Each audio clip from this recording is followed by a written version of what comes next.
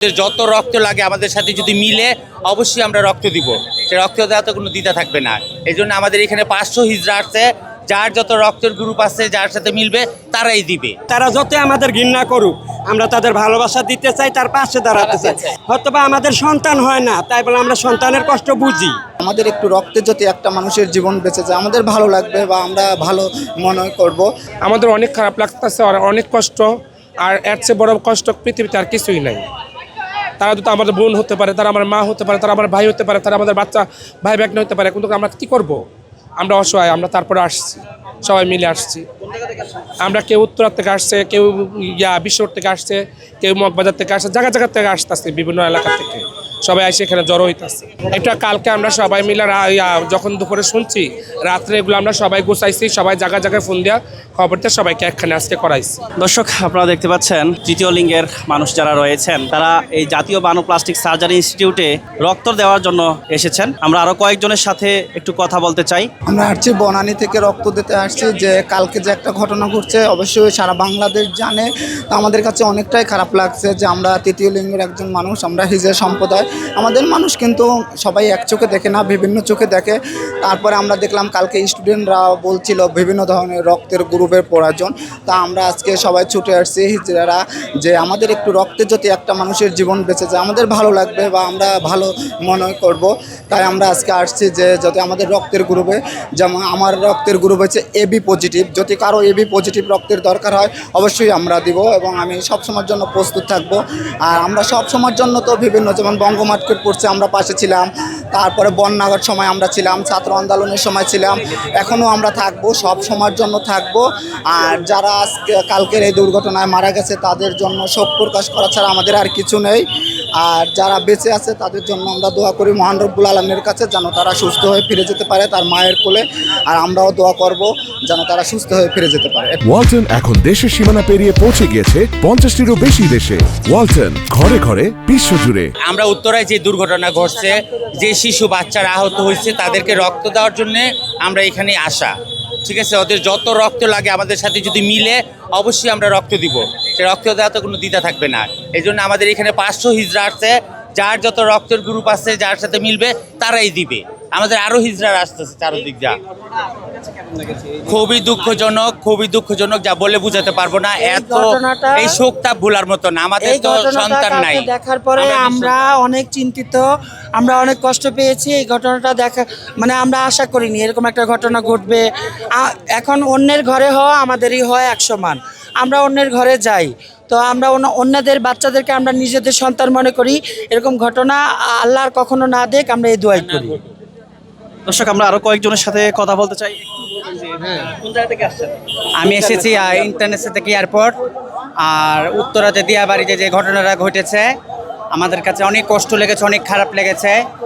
আমাদের সন্তান নাই ভালো কথা, তার থেকে আমাদের নাই সন্তান, কিন্তু আমাদের যে সন্তানদের ক্ষতি হয়েছে আমাদেরকে অনেক কষ্ট লেগেছে, অনেক খারাপ লেগেছে, অনেক কান্না করেছি। আর পাশে দাঁড়াতে পারছি, অনেক ভাল লাগছে। আর বিশেষ করে আর রক্তটা দিতে পারছি, আরও ভাল লাগছে। মানুষ যেটা খারাপ ভাবে এটা তো বড় কথা না। আল্লাহ পাক তো অনেক সৃষ্টি করে, অনেক প্রকারের মানুষ পাঠিয়েছে পৃথিবীতে, খারাপ ভালো পাঠিয়েছে আল্লাহ পাক। এখন আর মানুষ আমাদেরকে নিয়ে উপহাস করে কেন আল্লাহ জানে, আর মানুষ জানে, পাবলিক জানে, কিন্তু আমরা পাশে দাঁড়াই। আমাদেরকে যে এত কষ্ট লেগেছে, মানুষের লেগে পাশে দাঁড়াতে ভাল লাগছে, বুঝতে পেরেছেন? এই যে এসেছে এত কষ্ট করে, অনেক কষ্ট লেগেছে, অনেক, মানে কয়ে বোঝাতে পারবো না। হ্যাঁ, বাচ্চারা যে যার মা গেছে, কার বোন গেছে, কার ভাগনা গেছে, কারোর ছোট ভাই গেছে, অনেক কষ্ট লেগেছে না, অনেক শোক আহত করছি, অনেক ভাল লাগছে।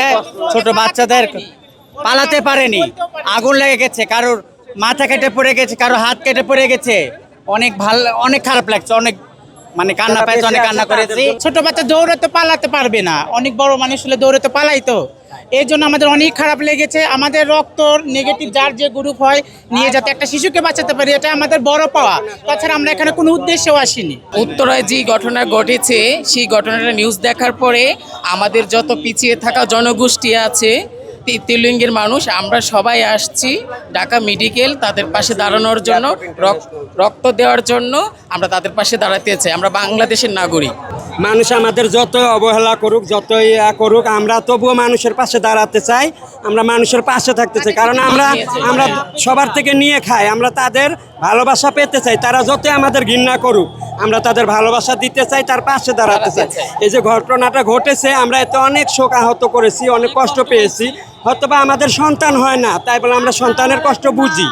ঠিক আছে, আমাদের অনেক কষ্ট হয়।